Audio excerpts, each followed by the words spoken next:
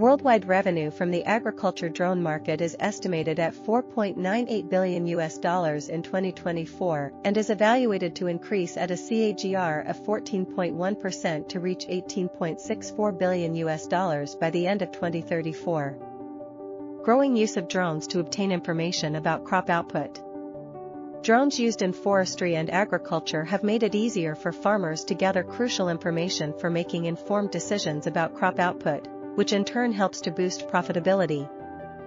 Farmers may now obtain information about current issues by using the data that these drones provide, eliminating the need for them to physically examine their crops in the fields. Farmers expect fast-charging technologies to address these problems, as current drone batteries typically last only 30 to 35 minutes in the air and require 60 to 90 minutes to recharge.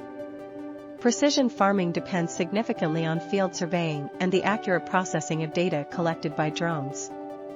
The market in South Korea is forecasted to expand at a CAGR of 14.3% from 2024 to 2034. Use of drones, or unmanned aerial vehicles, for crop protection in China has been increasing at a significant pace in recent years. Over the past several years, technological advancements have significantly boosted farming productivity within the agricultural sector in the United States.